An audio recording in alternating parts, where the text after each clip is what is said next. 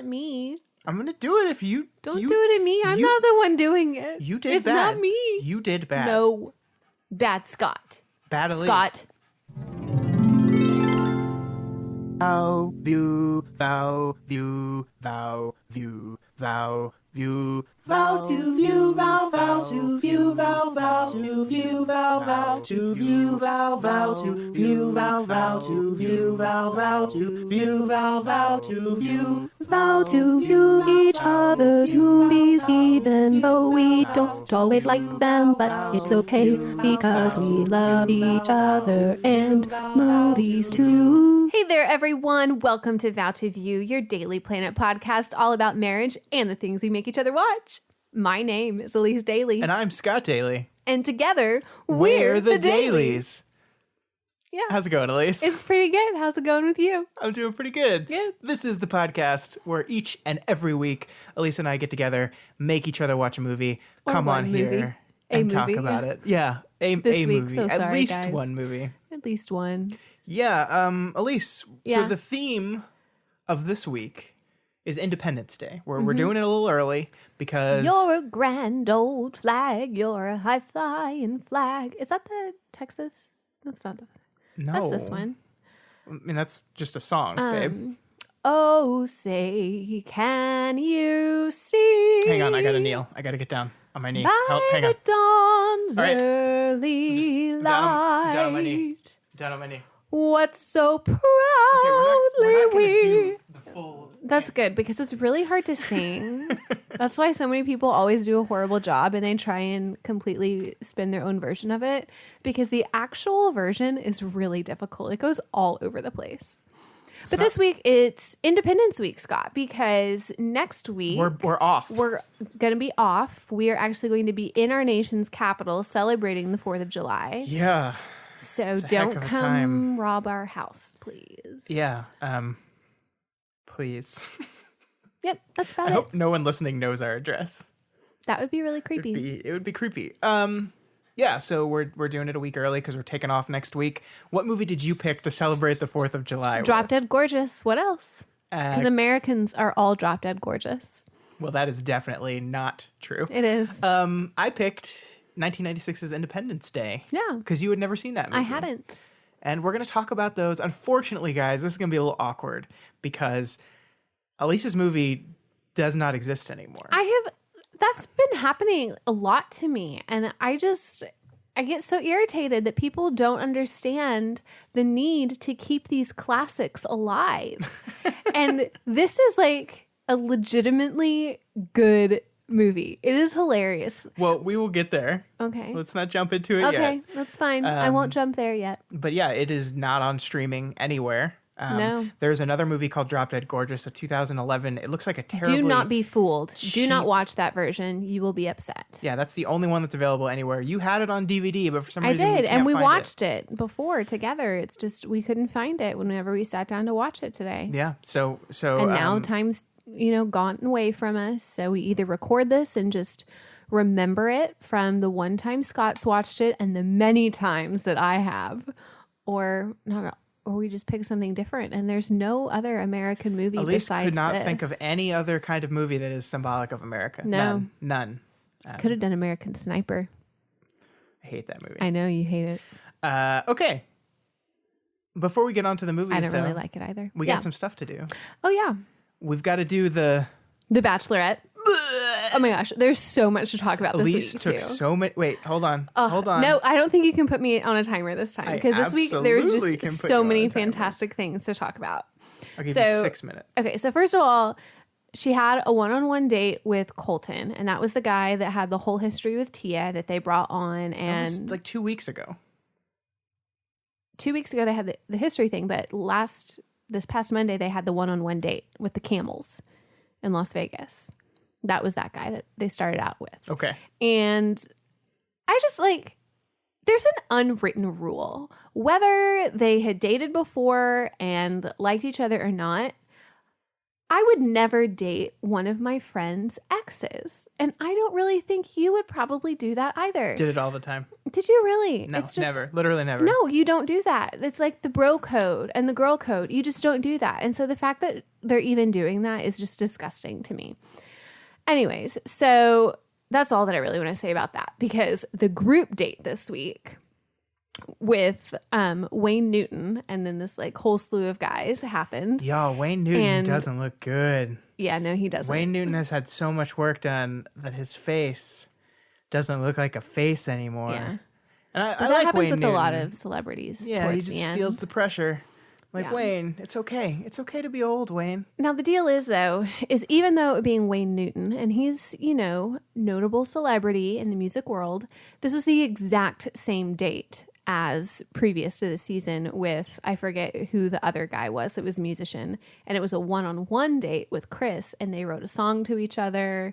And this one is now them meeting another musician. They're writing a song. The guy that was on the one-on-one date was on this date again, and I just Are you saying that they recycle these dates and it gets annoying? Yes. And it's low budget for these dates for certain people, and so yeah. But the guy that was on the one-on-one date and then was on the group date, he was like all confident and that he did so good on the song. And then when it came back to the cocktail party that evening, everybody had gotten a chance to talk to her except for him. 'Cause he's and throwing the he temper had tantrum. such a hissy fit. It was unbelievable. And then he went off about how he was going to leave the show because he's not feeling as though she wants to talk to him. And he's the one sitting back the whole time and not even having any. Hey, it turns input out when into there are 20 men going after the same woman, you kind of have to give yourself a little initiative. you can't sit in a chair and wait for the woman to come to you. Yeah. So another thing that happened on that date was that Blake said he was falling in love with her. I don't And know who I that like is. Blake. He had a one-on-one date with her earlier this season. I just want everyone to But- know I don't know the names of any of these people. Not even close. Chris is pissed. Chris is the one that was on the I don't one-on-one. know who that is. And then said he didn't get time because he chose to not try and get time with her. He looks That's like him. the guy from Saving Private Ryan.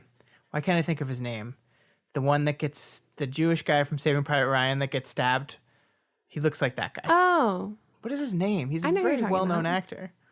Anyway, so after the group date, there's a 2-on-1 date, which is what they were setting up the whole season for. And they set this 2-on-1 date up because Model I'll talk guy about what happened versus later. other So it was dude. David versus Jordan. So chicken versus golden underpants. And I'm sad that Jordan is going to be gone because Jordan was just the best for all things awful, like horrible things that you can say. Like, love is the greatest power on earth. Being me is my greatest power, and being you is not your greatest power, which is why you were talking about me. It was just so funny. Well, every season has the weirdo. just- Every and season then- has the weirdo that's on the show just to make fun of, and they never win because that's not Oh my gosh. cool. But the best part, okay, so first of all, poor Becca got so frustrated and completely justified. Now, had I been in her shoes and I had gotten frustrated, I would have just said, I'm so frustrated at how you guys are acting. You're totally not here for me. So I'm going to go leave both of you here and I'm going to go back to the hotel and have a nice dinner with all of the guys that are actually still here that I want to get to know. Like, that's what I would have done. And I would have given her mad props if she had done that. Yeah, well, babe, she doesn't get to Instead- make decisions. Yeah, That's not her she could have decision. done that. No, she couldn't have. Yes, she could have. Elyse, the producers make them do these things. I know.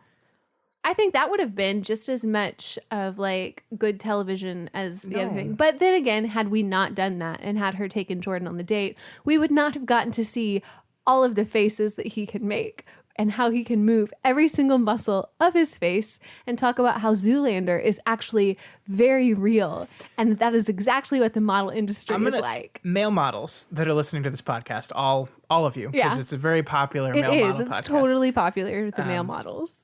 If a woman asks you if your career path is like a movie making fun of your career path, say no. Don't say yes. And then ask, oh my gosh, I wish we could get out my portfolio so you could just see all my pictures. I wish I had my portfolio. I was It's just a joke. dying. It's a joke. He's oh an my actor. gosh. He's here to I could not stop. So the reason that this date was most important was because they'd actually released the cast for Bachelor in Paradise. They just finished wrapping that too. But of course, Jordan is on it. Of course he is. Of course My girl Kendall is on it. Now, I was kind of I don't know sad. who that is. Kendall was the one that had the stuffed, the taxidermy thing. Okay. That I liked, the blonde girl. Okay. She's Pixie's friend. There's just Elyse. too much. No, I have to talk about one more thing. Elyse. Okay. So, I have to talk about Wills. I don't know who that is. Wills was the one that, so Chris got all of his panties in a wad because he was so upset that he didn't get his time with Becca, and then Becca and him had a whole conversation, and then they ended it. It was on a bad note, and then he wanted to continue his conversation. So when he went to go find Becca, she had already sat down with someone, and she had sat down with Wills, and they were like talking about how nerdy they were, and then Chris says that he needs a couple minutes. So Wills, he was so nice, and he said, fine, man, I'll give you 2. And so he walks away. He has his watch. He comes back, and he's like, sup, baby? And then their conversation stops, and then Chris is like, I need more time.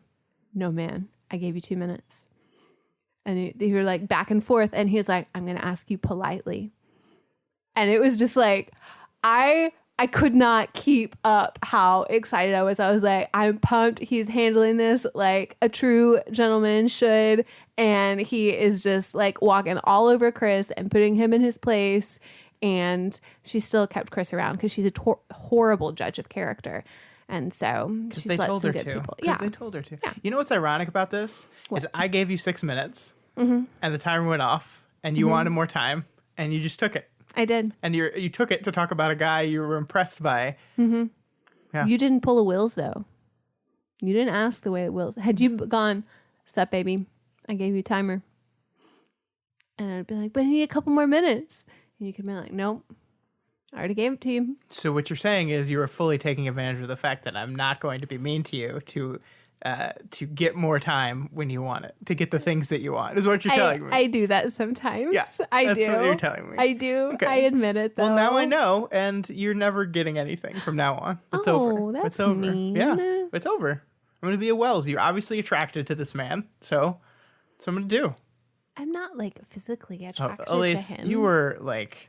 I was just so pumped. I was like, drooling. man. You were drooling over this man. Well, I like it when people are very, like, they're able to express themselves clearly and they stand up for themselves. Elyse, and it's just, let's move on. I'm going to respect you. And I'm going to let you do that. Okay?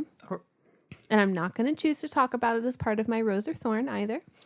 I'm just going to let it go. Speaking if anybody of, wants to hear about it, you can just chat me up. Nobody wants to hear about it. I Nobody think wants some to hear people like it. No. Maybe like one person. And I'm talking to you. We can talk about this some more. Elyse, it's time for Rose and Thorn. Awesome, Scott. What is that? It's my awesome Scott voice. What is that noise? I've never heard you talk like that, ever. Sometimes I do it. Sometimes Elyse falls into teacher voice with me, where she's talking to me like she talks to her 5th graders. Mm-hmm. I do. That is my lifetime thorn. That's Elyse, rude. What's your rose? I was so excited. Okay, so back whenever my school district started building all of their elementary schools, they decided to have open classrooms, which means I have had no door to my classroom for the past 7 years. And if you know anything about education and about kind of the scary times that we've been living in lately, a door would be really smart to have on someone's classroom. Heaven forbid they're in any sort of situation where there's a need to lock down on campus. And I have not had one for the past 7 years. But our school's going through refurbishment, and they decided to pick one extra room on every hallway in order to get a door that's going to have a lock on it. And just by the luck of the draw, my room was that room. And so now I'm going to get a door to my classroom. And I'm so excited. I've never had a door to my classroom before. I'm going to get to shut it, and I'm going to get to yell, and I'm just kidding. I'm not going to yell at them. Yes, you are. But I am going to get to shut it, and we'll just watch movies all day. You're going to yell at them. Why are you pretending like you're not going to yell at them? I don't yell at my kids. I don't raise my voice at my kids. Do I put them in their place? Yes. But I don't yell at them. This is when I wish we could cut to me interviewing your students and saying, Does Miss Daly yell? And I've actually gotten quite a few notes from my kids say, about no. Yes. They'll say, yes, she does. Well. But I'm glad. There's nothing quite like knowing that my wife is safe in her extremely dangerous job of being a teacher in America in the 21st century. Yeah. Now so I I'm have glad a door. At least you will have a door. Yep. Now I will still have the window in between my classroom and the person next to me. So even if they go in the open classroom next door, we will still all be seen. Look. But, take your win. False sense of security, I'll take it. Take your win. Yeah. That was my rose. What was your rose? My rose. What was good this week? Flywheel. My rose is cycling. Oh. Yeah. What about it? So, my whole life, like my whole adult life, my working out has been, I just go for runs. Like I just run. And I haven't been running very much lately. Been having like, I don't know if it's my knees, like my legs just like, they suck. They suck now. I ran a marathon when I was 25 and I don't like group exercises. Like I'm pretty self-conscious about like exercising in a classroom. It just feels weird to me. So you months and months ago were trying to get me to do this flywheel Last thing, summer, yeah. which is basically just like inside studio It's indoor cycling, yeah.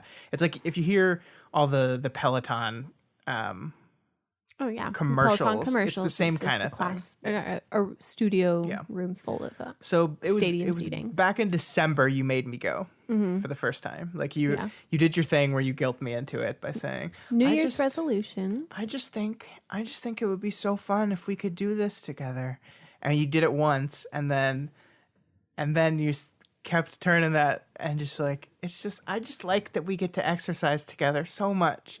And you made me feel guilty. So we started going every week. And this past week, we went twice. Yeah, we did. Because we had an extra class because we signed up for like a monthly We're spin class. experts. So we went on, our date night was to go to spin class. Yeah, it was. And you know what? I really like it. It's very hard. It's very sweaty and gross. But it's not, it's hard to say it's fun. Like, I don't think it's fun. It's exactly like what the guy said this week. It was like, what did he say yesterday? It's not, I want to help you have fun with the music because working out is not fun. Yeah. It's not supposed to be fun. But if I can let you have a little bit of fun while you're doing it, then I'm doing my job right. Yeah. And I liked that he said that. Yeah, so I've been enjoying this. It's nice seeing yourself get kind of better at it. Yeah. I mean, doing it once a week, you're not going to you're not going to see great progress. It's expensive. That's the only thing. Like this thing's really expensive. Like doing this every day is not an option. But I've enjoyed it. I felt really good yesterday. Like I was not looking forward to our thing yesterday because it was like the end of a long day of work and I was up late the night before doing Daily Planet stuff. So I was tired and it's all your fault, listeners. I didn't want to work out late at night. Ugh. And we just did it and it sucked. For the first half of it, like really sucked. I felt like I was sweating more than I normally did. Oh, really? Yeah, I felt like sweat was like pouring off my head, and I usually don't have that. Like, I mean, I sweat a lot, but I usually don't have like I can feel beads of it like running down my face, and that's what was happening. I was like, "Geez, what's going on?" And then you kind of get into the rhythm and you get into the zone, and by the end of it, like I felt pretty good. And it's like Did you get to 300? I did. It's Look at you. It's the great, like you get the exercise high. That was my favorite part of running when I was into running was when you get so far into the zone that you're just like, you get the high and you're just feeling it. And that's, I got there yesterday. It was only 45 minutes, but I got there and it's cool. So I'm so glad that you like it. I do. I think it's fun that we have something we can go and do together. And I think it's strengthening my legs to the point where I want to give running a try again and see if my knees aren't just fucked forever. Yeah, I hope that they're not. Yeah. That would be unfortunate. All right, Elyse, now Yeah. we have to turn things around. What is your thorn? So the thorn is slightly better. So for the past couple days, I've thought that I've had a cold sore on my lip because It's herpes. it's very painful. It was red. I had checked the other day in the mirror because I was like, it's either a cold sore or zit. And I looked in the mirror and there was no head on it. And so I was like, oh man, it's a cold sore. And so I let it go by for a couple days. And I was like, it'll just go away. I'll put some, chapstick on it. It'll be fine.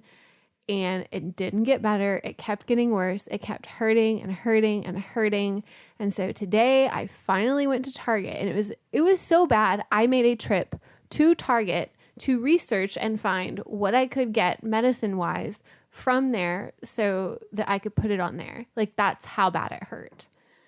And so I went there and I got the medicine and I came home and I put it on, and then I kept doctoring it. And then after you got home, I decided I just wanted to put some ice on it. And then I looked at it, and in the mirror, it finally got a head. And so it was a zit. And then I popped it, and it was the most painful experience. I cried. It hurt so bad that it was uncontrollable. There were just tears that were coming out of my eyes. It was just so painful. And I still don't even know if I got all of the grossness out of it, but I'm just glad that it's not a cold sore. It was just a zit, but it was a really painful one. And the only other one that I've had that's been more painful than that I can remember is there was one that was inside my ear one time. And those are really hard to get to. Yeah. Vow to View, where you get to learn all about Elise's bodily functions. Yeah. So I had a zit, and it was really painful, but it's getting better now. And so that was my thorn. Next week on Vow to View, menstrual cycles.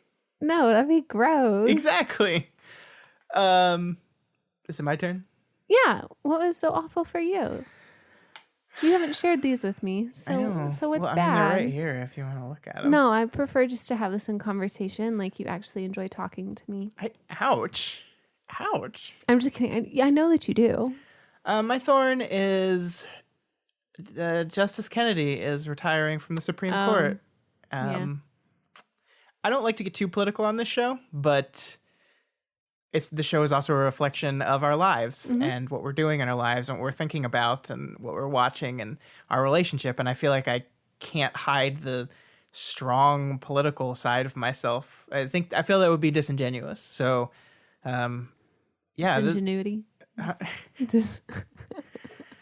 Justice Kennedy is a conservative Supreme Court justice that while he is conservative, he has voted rather liberally on some social issues, abortion, gay marriage, and so he is leaving. And because the Republicans control all three, both houses of the government and the president's chair, the next person nominated to that position will not be a moderate that tends to vote with the left on social issues. It will be a very idealistic conservative person, which will put the court balance 5-4 on the right, which means Roe versus Wade is gone. It means gay marriage has a very real chance of getting overturned. It's not good for voter suppression. It's not good for gerrymandering. It's not good for a lot of stuff. And the Supreme Court situation was already bad. Like, there were a bunch of decisions that came out this week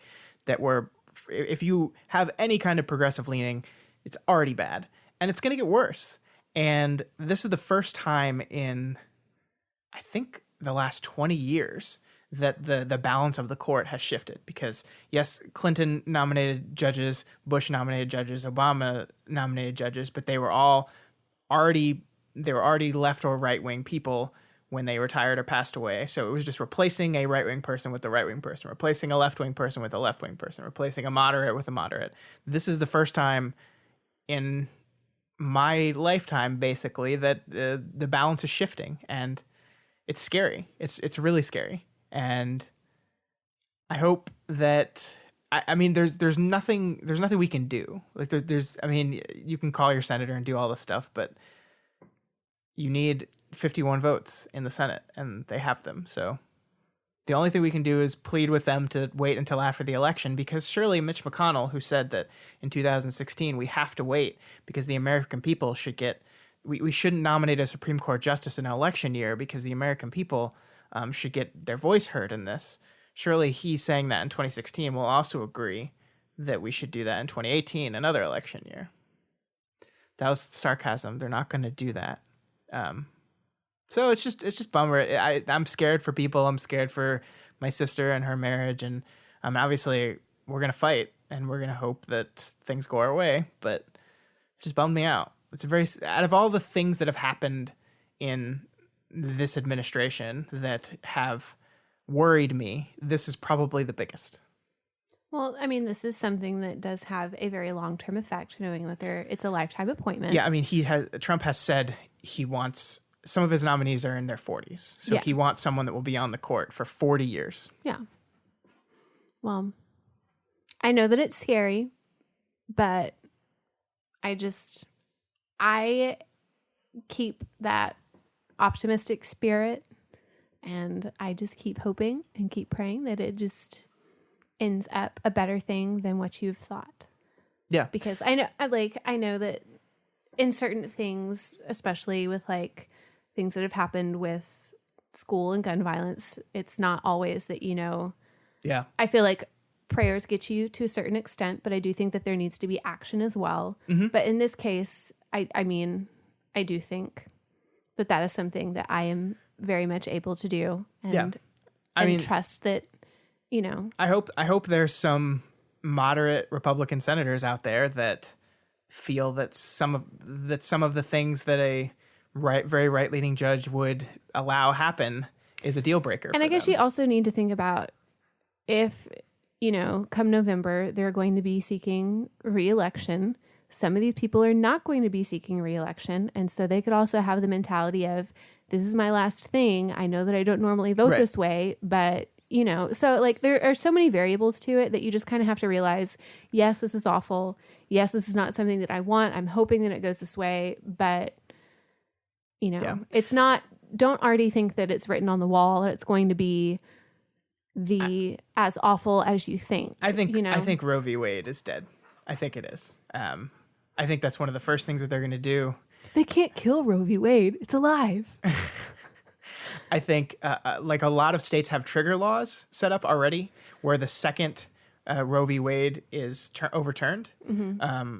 They have laws on the books already that say abortion will become illegal. Like they've already got that established. And I wonder if there are states that are going to try to do the same thing with marriage equality, that are going to try to put trigger laws in place that the second that's overturned by the court, that goes into place. I hope not. I mean, I think it's kind of ridiculous that a trigger law exists, that you can do that. You can pass a law, a just in case law.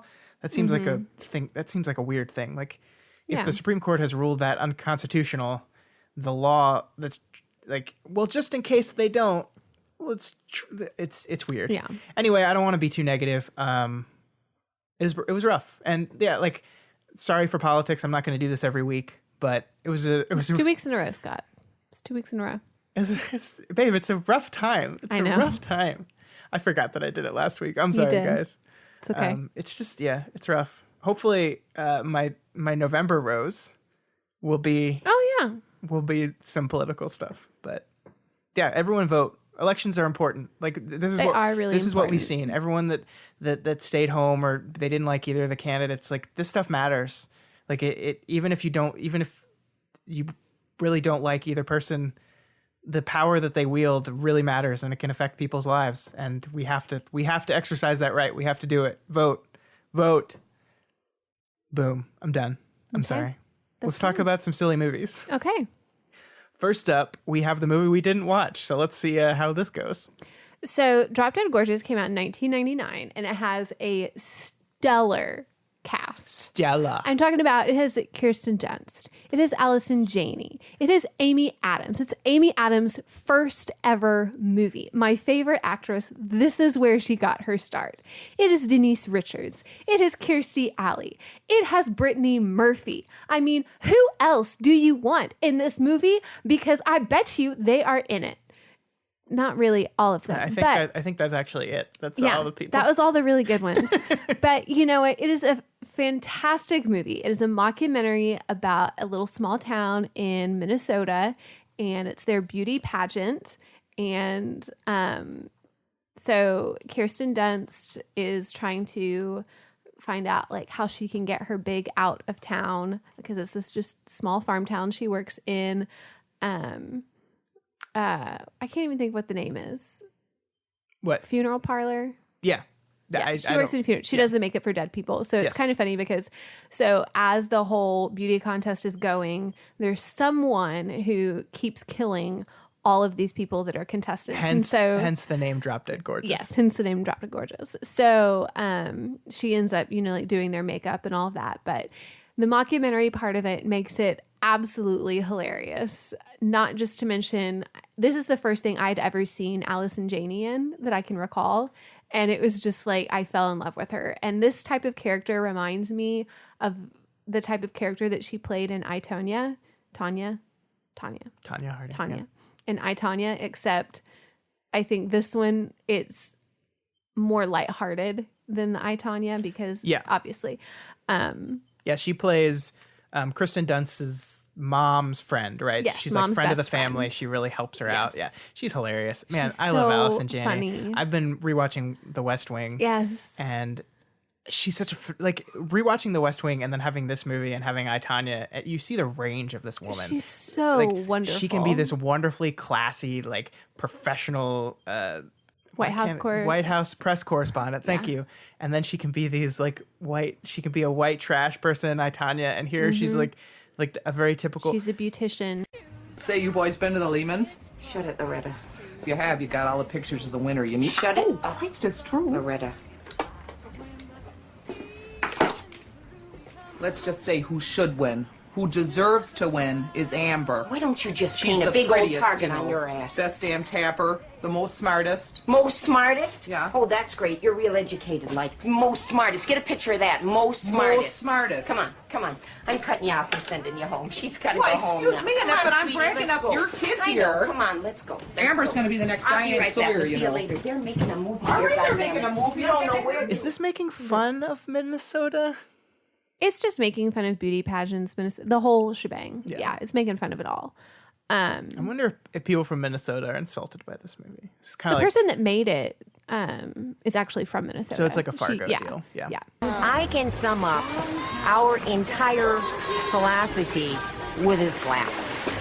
I can look at it and say it's half full, which in the beauty pageant biz means, where the hell is my waiter? Stop with the friggin' Marco Polo or I'll come over there and rip your fat little heads off. But anyways, it's just like, it's absolutely hilarious. But the reason that I chose it for Independence Day is because the beauty pageant is themed American. And it's funny because they always have it themed as American. Like every single year they go back and it's just like different variations of the same theme.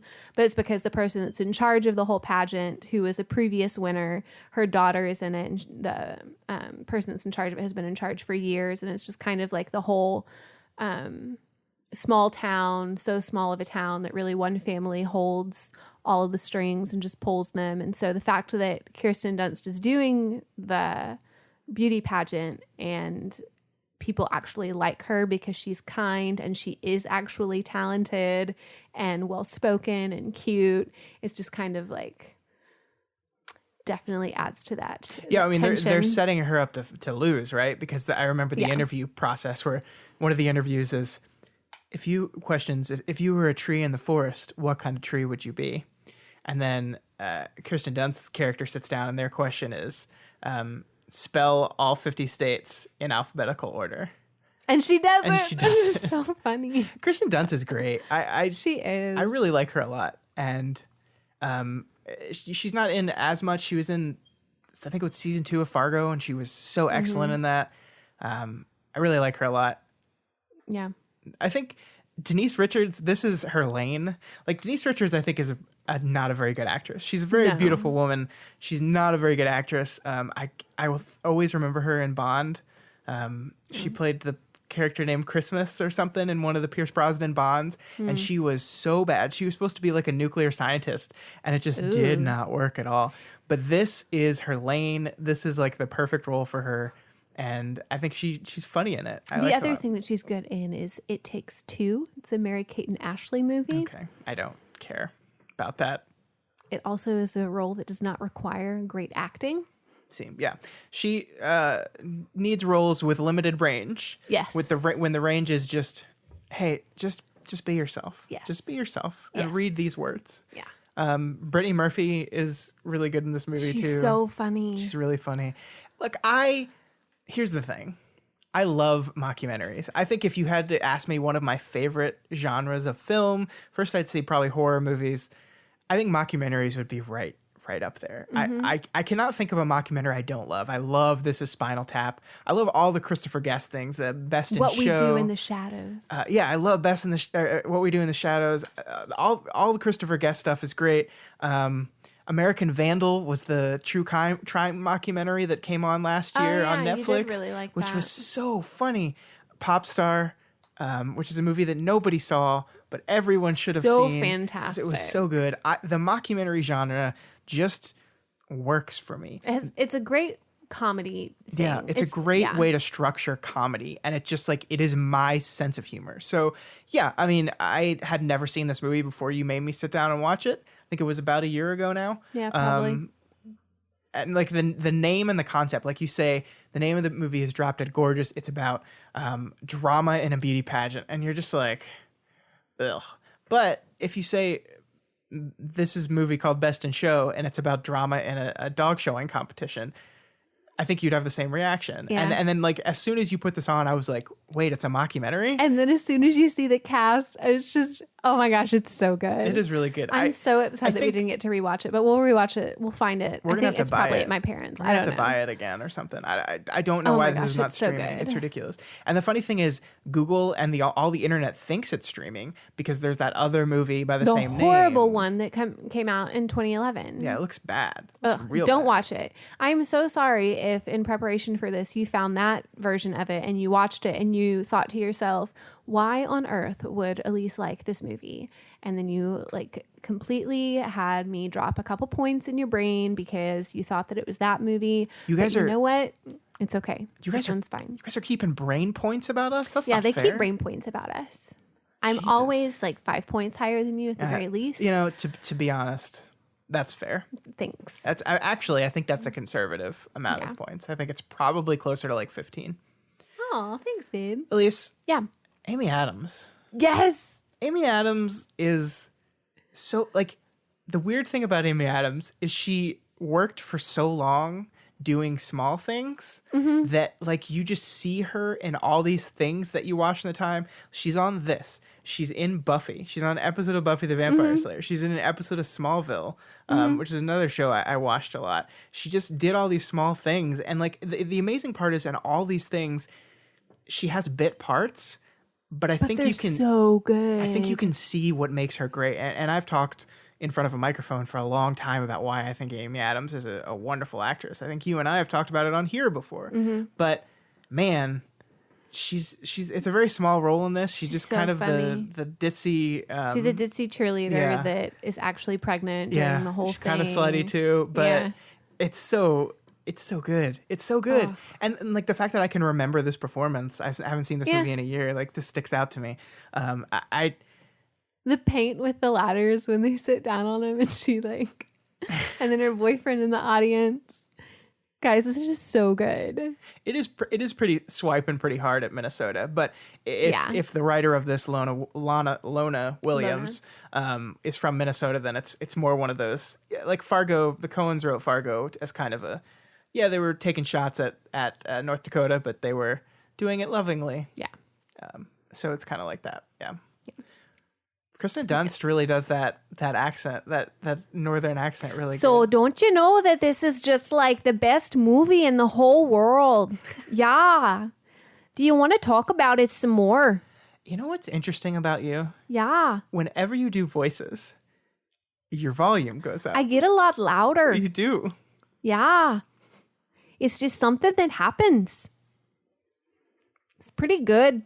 Don't you know? All right, Elyse. Anything Yeah. else you want to say about Drop Dead Gorgeous other than I wish we got to watch this movie? So when I first watched this movie, it was with one of my best friends in high school. Man, I'll you just go back. transferred out of it Yeah. midway, and it really threw me off. So my best friend in high school was a year older than me. And I don't know if maybe I'd shared this before or not, but I came from a large high school. Our classes were like 900. And I say that's large, like for that time it was large. Now they're even bigger, like in the thousands and stuff. But I'd gone through the like largest graduating class from my city. And then there were just a few less in her graduating class that was the year before me. And she was valedictorian. So she's like extremely intelligent and she has a good sense of humor, but our sense of humor is very different. And the first time that I had ever watched this movie and the movie The Three Amigos, both of those were with her. And it was just like, it was so funny because it was just, we both had such a different style. And I kept laughing and she just kept shaking her head like, what in the world is this? Why are we watching this? And I think afterwards she kind of, like grew to appreciate it and we would watch it again. And then there was like a little inside joke we had with something in The Three Amigos and this guy that we didn't like. But anyways, So see, it was I think, good. So it was like it was a fun time to like get to see this in high school and then get to, I don't know. Not that I like played pretend or anything, but it was just like fun to quote it around. Yeah, it's a very normal thing to do. I think one of the reasons why getting back to this whole marriage theme of our podcast. That's what it's all about. I think one of the reasons why you and I work so well is because our sense of humor. It is not like it is not 1-to-1. We don't always find the exact same things funny, but when it's funny, it's funny. These kind and we both like it. But these kind of things are kind of our where we cross in our type of humor. Like we both love this type of humor. The mockumentary style brings this. I'm trying to think of the way to describe the type of humor in this movie. When it's a Venn diagram and there's the two circles that overlap, this would go in the circle, sir, that overlaps. Yeah. And we got a lot of other things that go in each other's circles. But this is one that we both like. Yeah, but thank you. You're welcome. Thank you for just saying what I just said again. You're welcome. In an accent. It's I can't think of the adjective to describe the type of humor in this movie. Besides good. It's good humor. It's not dry. Well, it's kind of dry. It's kind of dry. It's kind of a sarcastic dry, like yeah. It's subtle, sarcastic dry. Because if you look in the background, it's like the brother that is just like the fat guy that's in the background. That they use an unfortunate word for that we don't like these days. But this was 1999. We don't say the R word anymore. The previous winner that is in the hospital for her eating disorder, it's just like those things are not funny. Like an eating disorder is not funny. But like the subtlety that they have with the acting and it's like the jokes that they put with it, it's just, I guess it's like that borderline humor also that we like. Well, here's the thing. Like, I think jokes about uncomfortable stuff like that work when the person with the disorder is not the butt of the joke. Like when they are making a joke around this woman that has anorexia, they are not punching down at her. They're making fun of Denise Richards for being stupid and not realizing that she has anorexia. I brought your favorites. No, nice, Becky. She's anorexic. She's skinny, Amber, not deaf. And that is why those jokes are okay. And I think the same thing goes with any other kind of inappropriate humor. Like, I think you can tell jokes about rape you just don't make the victim the butt of the joke. And I guess that's kind of what they do a lot in mockumentaries too, Yeah. because they're mocking it. So Yeah, it's just absolutely. It's mocking. That's the kind of We humor like it is. mocking. That's the kind of humor it is. I don't know why we couldn't think of that. All right, that is it for. We talked a pretty good amount of time on a movie we didn't even watch. So Because it's so good. Guys. Sorry about that, guys. So if I find a copy of it or like where you can buy it, we'll just link it, and everyone can buy it. they're all gonna want to. If you have not seen this movie, What? Well, they can't. They literally cannot. oh my gosh, it's just like it makes me so upset that there's not a way that you can stream it to watch it because it is that fantastic. It is so weird that no streaming platform. Like, it makes me wonder if there's like disputes going around about the ownership of the rights to this thing. Because Can we order it on Amazon right now? Like, if we actually look, is A it disc? Yeah, are we able to order the disc, or is the disc even available? Because it's going to be really unfortunate if the disc isn't even available to the actual good movie. I think that the confusion might be because there are multiple movies of the same name, and now they put the trailer on the IMDb for the 2011 one instead of the other one. It may not even be on Blu-ray. It might just be on DVD. Yeah, there is a DVD available. Okay, guys, there's a DVD available on Amazon, and there should be enough for at least us to purchase one and one other person out there. So if you were that lucky person, good for you. I'm sorry, I just bought them all. Giveaways. Elyse, Yeah. it's time to go to my movie. Oh, yeah. Okay. The actual movie about July the 4th, Independence Day. Is it though? Okay, so I chose Mm-hmm. 1996's Independence Day, the movie written and directed by Roland Emmerich, who you will know, Elyse, because after Yes? he did this movie, Something with Star Wars? he kept. No. Oh, the last few people have been something with Star Wars related, so I just wondered. After he wrote this movie, he decided he wanted to do movies about disasters because he did Godzilla. He did The Day After Tomorrow. I loved The Day After Tomorrow. He did Emmy Rossum, 2012. and Jake Gyllenhaal. He did 2012. He did the sequel to this movie, which was really bad. Anyway, this is a movie about aliens invading Earth and the fight between mankind and aliens. I want to read the IMDb summary for you here Oh yes, please do. because it's weird. I don't know who writes these things, but here's what the Not IMDb me. summary says. Okay. The aliens are coming, and their goal is to invade and destroy Earth. Oh no. Fighting superior technology, mankind's best weapon is the will to survive. It's just like The Will, get it? Will Smith. Ah. boo. These people are clever. I don't think that's what they meant by it, babe. I think that we should have had that W capitalized. I don't think that's what they did. I think that's what they meant. It's I just- think these people are pretty funny. Like normally, like the summaries are so perfunctory and just like this is what the movie is about. And like yours is a small town beauty pageant turns deadly as it becomes clear someone will go to any lengths to win. That's just like perfunctory. That's what the movie's about. But this is like trying to get a little artsy with this summary, and it's like aliens. Yeah. It's Independence Day. It was such an artistic movie. Elyse. Yeah. I cannot believe you did not see this movie. This This movie came out in 1996. I was like, what, 7? yeah. Yeah, I would not go see this when I was 7. I don't think it. Okay, that was your excuse for 1996. What was your excuse for 1997, 1998, 1999, 2000? I have a really good 2001, excuse. Are you ready for this? 2002. What's that? I grew up in a household of 3 girls. Yeah, but your dad makes you go see movies. Look, and you Mm-hmm. know what? You know what?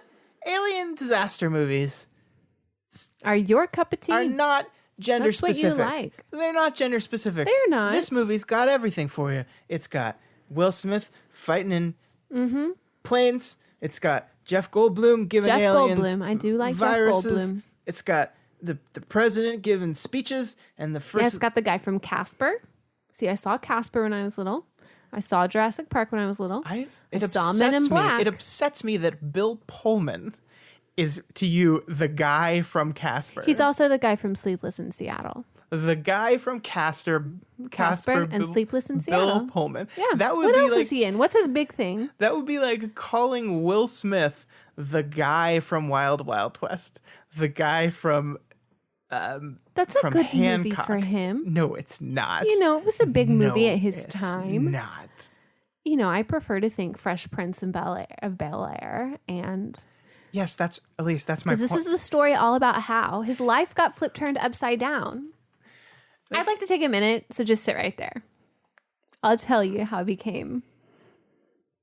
Oh, you don't remember it? That's embarrassing. No, it was when I'm doing it that's at a different tempo and all of that. embarrassing. Oh no! Hey, you do it at this slow speed right now too. For you. Do it as a casual conversation. No, I don't have to prove myself Tell to you you. how I became the prince Of a in town called Bel Air. Air. Yeah, There you we go. go. Yeah. It's got Vivica A. Fox being a foxy stripper that's dating Oh yeah. an Air Force pilot. Mae Whitman. Mae Whitman plays the president's daughter. She's so cute. Her little chubby cheeks. It's got Randy Quaid in it, who turned out to be a crazy person. It's got Adam Baldwin in it, who turned out to be a crazy person. Who played the little kid? I swear, he's got to be in something else, like maybe the Little Rascals or something. It's got Brent Spiner in it. It's got Data. Man. So, okay. Yeah. This is one of those movies that, like, disaster movies are pretty silly. Yes, they are. Like, The Day After Tomorrow that you like so much is... Well, the only reason I like it is because of Jake Gyllenhaal and Emmy Rossum. It's a bad movie. It's real bad. Yeah, it's not good. And this is not... This, I think, is unique in that I don't think this is the world's best movie or whatever, but this was a huge movie, and I think it's a huge movie because it is good. I actually think this is a pretty good movie, and one of the critics I follow, Movie Bob, does this series called Really That Good, where he goes back and examines like extremely popular things and tries to determine is it really as good as everyone remembers it as. And his conclusion on this one was, yeah, absolutely. This is constructed. This is one of those blockbusters that's constructed to appeal to everyone, and that's why, like, because I mean, it really has everything in it, like, Yeah. And I think it's incredible. I think I was actually surprised. Having not seen this, but knowing what it was about, I had anticipated it being pretty comical in the sense of it's going to be so bad sort of thing. No. And I was really impressed. Yeah. I really was. I thought it was a well-told story. I love Will Smith. Yeah. And he was just wonderful in it. And Jeff Goldblum was wonderful in it. So it was just like, it had all of the right pieces and it actually used them correctly to tell a story that could have been really messed up. And we know that because they made a sequel to this movie a couple years ago. And they did not put the pieces together for that one well. Awful. I guess not. It was so bad. I think one of the things Roland Emmerich does really well when he writes these movies is these characters are like so broad. Like they're definitely characters, but they're so broad that you can find something to relate to in any of them. Like they're basically archetypes. I mean, they don't have too much defined in that. Like what is Captain Stephen Hiller? Like what is his character? Like it's he's just the guy everyone likes that's playing off of Will Smith's charm, that just is the best at everything he does. Like, he's just so handsome. And he's funny. Like there are several quotes in this movie that I will never forget my entire life. Like, ah! That's right! That's right! Get up! Get up! That's what you get! Look at you! Ship all banged up! Who's the man? Huh? Who's the man? Wait till I get another plane! I'm lining all your friends up right beside you! Where you at, huh? Huh? Where you at?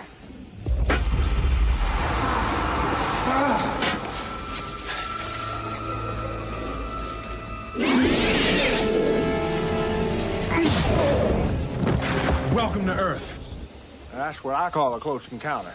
Yeah. And then with the cigarette or the cigar and the fat lady and him and who would have known that Will Smith and Jeff Goldblum would have playing played off so each well other, off. but they do really well. Like I think it's because they have very similar actual off-screen personalities and egos I can see that. they just had a lot of fun together. Like if there were bloopers for this or like some sort of just like behind the scenes footage, I bet you they absolutely loved it together. They either like really got together great or they butted heads because they were so similar. And I really hope that they got together and played off of each other so well because of how kind of translated to I mean, on screen. the strength of the third act of the movie is that it puts them together and basically locks them in a room together. Yeah. Like that moment where he asks, Jeff Goldblum asks, like, you really think you can fly that thing? And Will Smith's response is, you really think you can do any of that bullshit you just said? And instead of like doing anything with it, there's just this pause where they're both silent. And then Will Smith just goes, whew. And like, it's a perfect little moment that defines what their relationship is going to be going into that third act when they're locked in the ship together and bonding over survival. And I absolutely loved the very end whenever they were like just walking out of the spaceship and they had driven across and they're like, we think that we picked up something. And then they're like coming out and they've got their cigars. And it's like just the attitude that both of them had on that. I was like, this is Jeff Goldblum enjoying himself immensely. And I remember his ex-wife sees the cigarette in his mouth and she's like, oh, what's this? And he goes, I could get used to it. And it's just a badass. Oh my gosh. I adore Jeff Goldblum and Will Smith too. So it's just, so good. And this is, everyone makes fun of it. Or not even makes fun of it. Like it's the most probably over-referenced thing. But the speech the president gives in this movie. Yeah, you were really excited for me to hear the speech. It's probably one of the best speeches ever written by a president in film. I think a good speech. It's so well done. We're just going to play it. We're just going to play it here, and everyone can listen to it again, even though you've all heard it. Good morning. Good morning.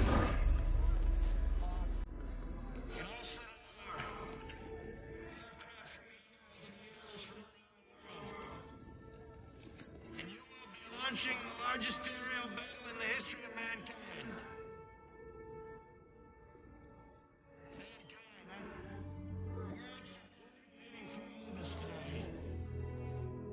We can't be consumed by our petty differences anymore.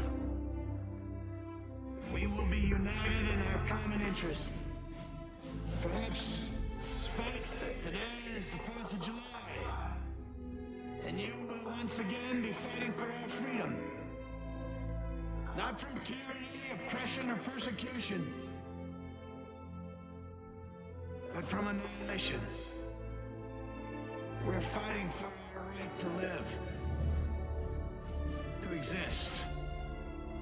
And should we win the day, the 4th of July will no longer be known as an American holiday. It is the day when the world declared one voice, one world for your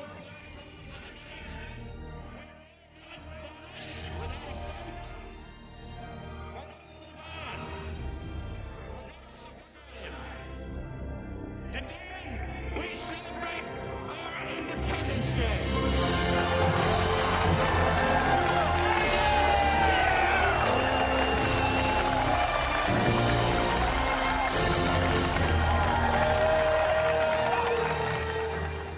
Okay, that was amazing. Elyse is laughing because we didn't really listen to it. That's the magic of editing. Yeah. But, man, it's just... I did like the part, and I'm going to butcher it because I don't know the exact verbiage, but I had texted you about it afterwards because you had to do something else while I was finishing the movie because it was so long. The saddest part about this thing is I had to go record a podcast and Elyse finish this movie, so I didn't get to look at her face as she was watching the president's speech. And you know what, guys? I really didn't watch the whole movie. I just turned it off and then watched a little YouTube thing of the rest. I am so angry. I'm just kidding. I didn't. I really saw it. How else would I have known about the cool walk with Jeff Goldblum and Will Smith at the end? Strutting their stuff. So good. But the part where he was talking about how it wasn't a battle for, what was it? They were talking about the battle before for like revolution, for independence. It wasn't a battle. It was something against annihilation. We just played the whole quote, Elyse. Anyways, yeah. We don't have to repeat the thing. We played it. I just can't remember it. But I really liked that part. Good job, Casper Dad. Ugh. Yeah. So this is a movie I saw in the theater. I was 11 when this movie came out, which I think is perfect. Oh yeah, that would be a perfect age for you to go see that. I think this movie almost made me want to be a fighter pilot because I think this is one of the first movies I ever saw in my life that showed like dog fighting, and it was like dog fighting with alien spaceships. Did you and think it this looked is what your so dad cool. No, I knew what my dad did.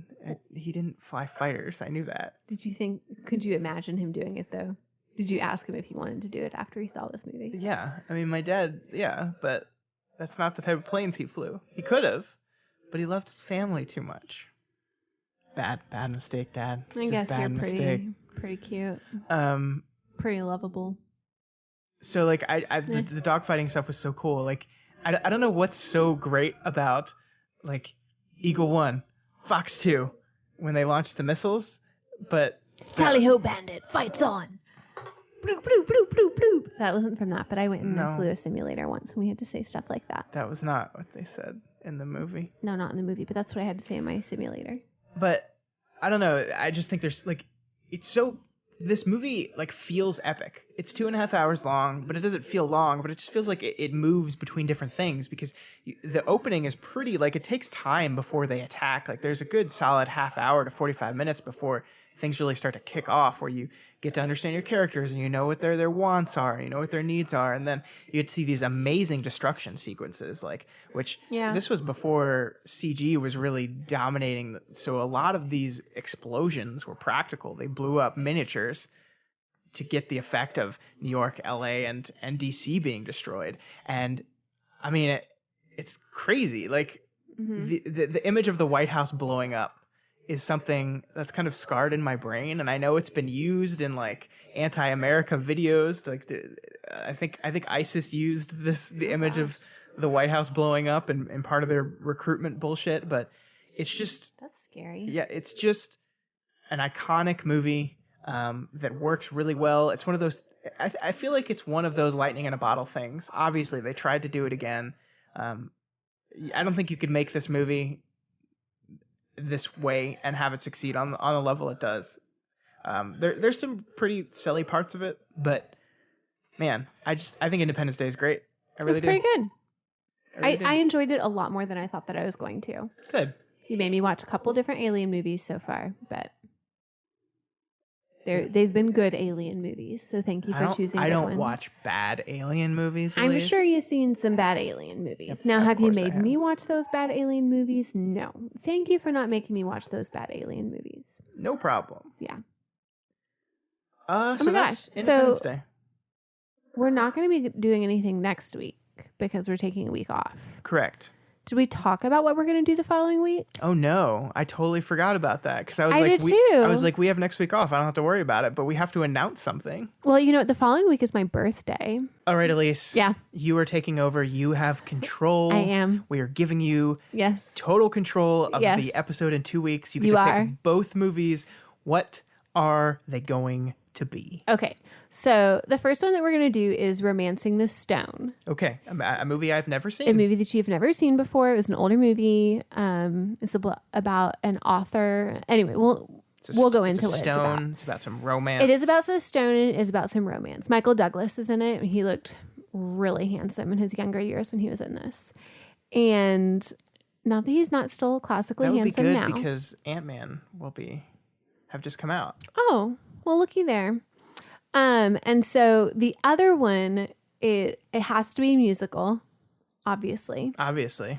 So when else are we going to be able to watch such a classic, such a good movie as High School Musical if we don't watch it this week? Oh my God. We're all in this together. I mean, this is good. I think this is what I think we need to have a couple polar opposites. this is what the show is for. This is what the show is for. It is for making each other watch stuff that we would never agree to watch otherwise. Exactly. Because you would never watch High School Musical because otherwise. we love each other. Yeah. Yeah. So that is High School Musical. 2 weeks from today. We'll be watching. It'll be the Elyse birthday episode. We will be watching High School Musical and Romancing the Stone. Yeah. I think that's good. It is next week. We are off. We are not going to be here next week, so don't text us or message us on Friday saying where's the episode. It will not be here, and We'll probably be on a plane, actually. that's it for this week. Yeah. And that's it for this episode. Yeah. If you like this podcast and want to help support it, Which I hope you do. I hope so. Head on over to patreon.com/dailyplanetfilms. .com. And become a patron of the Daily Planet. You can donate $1 a month or whatever else you can afford, and it helps us keep this thing going, keep this thing running, keep this thing growing. Choo-choo. Sometimes we have to buy these movies, and sometimes we just can't find them. So, but with patrons like you who are donating, we're able to do that whenever we do find them. Yeah. So thank you very much. I do appreciate we do that. really appreciate all of our patrons. It's incredible that you guys keep donating. We love doing this. We love you guys. And Elyse, I love you. I love you too, Scott. All right, guys, we will see you in 2 weeks. Americans out there, have a very happy 4th of July and kill some aliens. All you French out there, we're happy to celebrate Bastille Day with you later this month, next month too. I love Bastille Day, guys. It's going to be a weird 4th of July. It is. I'm pretty upset with my country right now, so it feels weird to celebrate it. To be there when we're celebrating it. Maybe I'll just skip it and celebrate Bastille Day. That feels right. I love it. I love celebrating Bastille Day. All right, guys. July 14th. See you then. Bye-bye. Every rose has its thorn, just like every Elyse has a zit. Or is it herpes?